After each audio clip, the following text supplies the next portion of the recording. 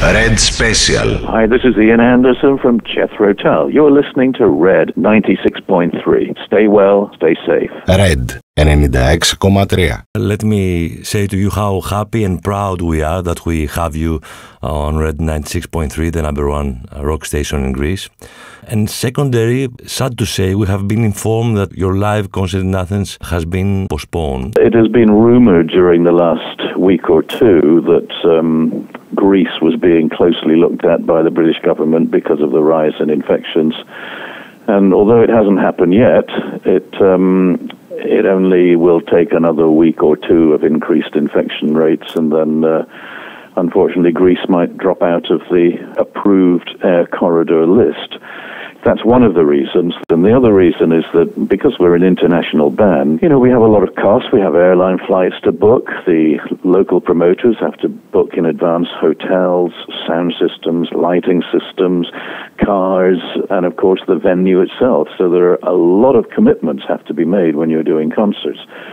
And yesterday, having been in touch with our Greek promoter over the last weeks, then yesterday I sent an email to her, and she replied suggesting that it would be much more better advised to postpone the concert now, because one thing we don't want to do is have more people buy tickets. If I was talking to you now saying, yes, everything's fine, we'll see you in 2 weeks in Athens, and then people go and spend their hard-earned money to buy a concert ticket that then means it gets postponed, then I don't want that to happen. These things are taken out of our hands. We have to be advised by promoters, we have to be advised by governments, whether it's our government or in this case, the Greek government, in regard to restrictions that are placed on public gatherings. We are floating in the sea, waiting to be rescued along with the rest of planet Earth. It's wiser to postpone anyway for safety reasons. Well, that's right. Yes. I don't think we should be taking those risks right now. And, exactly. Particularly for the economy of Greece, it's very, very important that this rise in infections is controlled very quickly, because Greece, like Italy, you really got on top of it quickly. And that made Greece a popular alternative tourist attraction once the doors were opened, and so lots of British tourists were looking forward to coming to Greece. And at this moment, I know people who are still intending to go to Greece for a vacation, but they are worried and watching the news every day to make sure they don't get caught up in a quarantine issue, either in your country or when they come back home.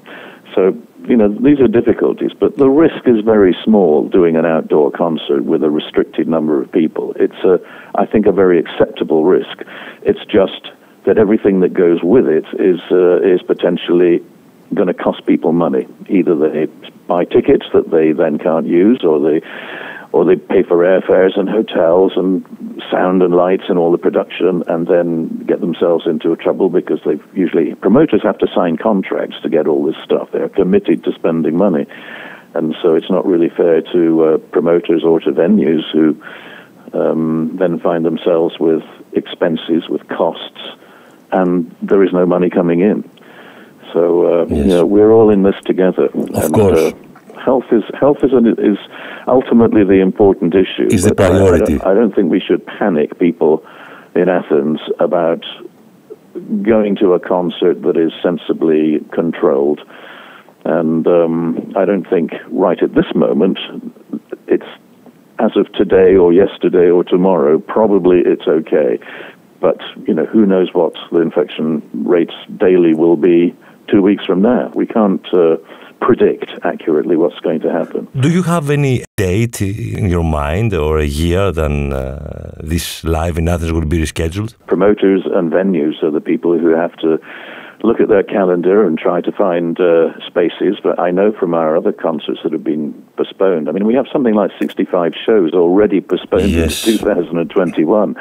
And I know that this is very difficult for promoters and venues, because every artist, every act is trying to find an alternative date in 2021. And in the case of America, acts are booking into 2022 because they're, being pessimistic about what will happen next year. So you can imagine all the people who were due to play this year, their concerts get pushed into 2021, along with all the other acts who were going to play in 2021 anyway. So 2021 is going to be a very busy year for bookings. And whether or not, of course, the concerts take place depends on the international situation in regard to the pandemic.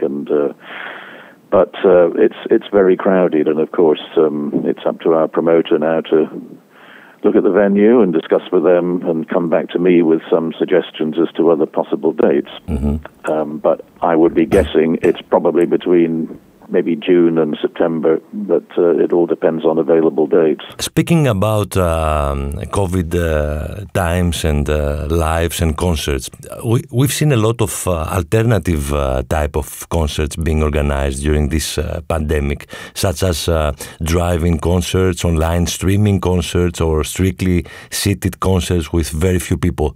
So what do you think about these attempts? Do they really offer the same experience and entertainment that everyone is craving for?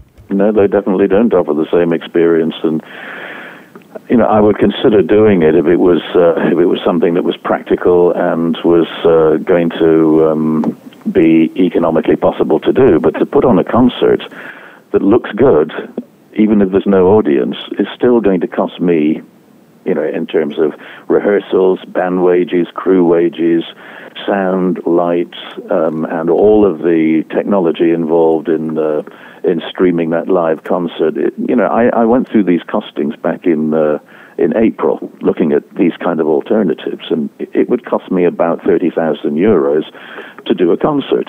And against that would be the hope that some pay-per-view basis, that people would actually pay money to watch this on their laptop or even on their telephone. And of course, I don't think it's good value for money. And it would take an awful lot of views for me to cover my costs if I was to do that.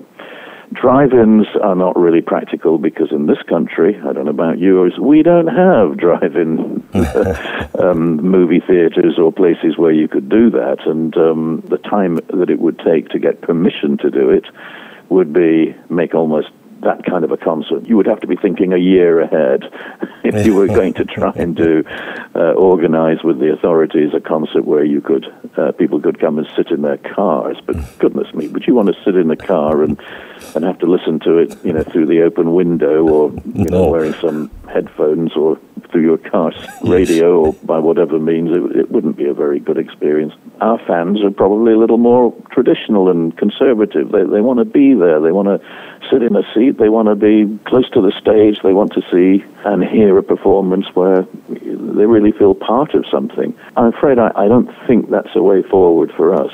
I think we have to wait and see in pretty much every country of the world what is going to happen. We have a lot of very uncertain times ahead of us. It's the music industry. We mustn't think this is, poor Ian Anderson, he hasn't got a job, he's out of work. No, it's for all.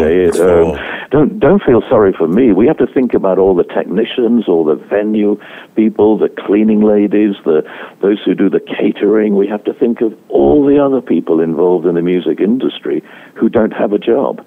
And so it's a very, very big picture that applies to everybody, not just those who get on the stage and wave their hands around and get all the adulation and applause. It's all the other people. For every one of us on the stage, there are maybe 20 other people involved in making that show happen. As a musician, how challenging is this time period for you? Well, I'm at the end of towards the end of my professional career.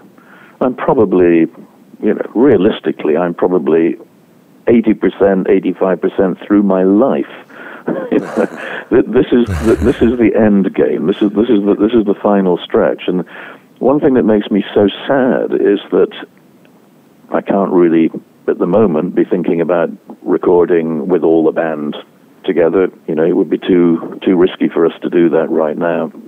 So, there's a little bit of work I can do in terms of making music, but it's not performing music live. It's just doing things that are recordings and doing, working on remixes and box sets and things to do with the music that is part of our repertoire and catalogue. But beyond that, it's time for me to look at other activities.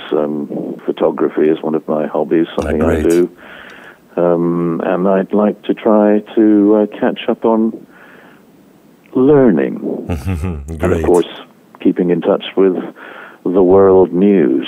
They say that a crisis creates opportunities. So through your experience, do you see an opportunity for musicians through this crisis? Well, it's going to be very difficult for musicians. It always has been. If you're lucky, playing at weddings or funerals in a string quartet. There is so little work out there for professional musicians. On the other hand, you know, being in a pop band or a rock band, I mean, you might get lucky, but when I began, maybe the chances were 1 in 100 that you might actually be successful enough to perhaps make it a career, make it your life's work. Maybe 1 in 100 could be successful. And I think these days it's more like probably 1 in 10,000. Because when I began, not many people played music. You know, there were maybe in my town, quite a big town, there were maybe 3 or 4 local bands. None of them you would have heard of except for me.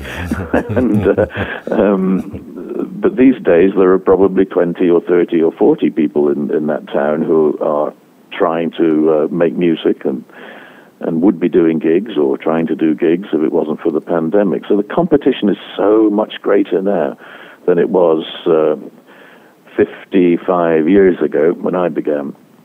So being a musician is always a risk. I remember my mother telling me, I think you should be a doctor or an accountant or a lawyer or something. You know, that's what she wanted me to be. They really didn't want me to become a musician.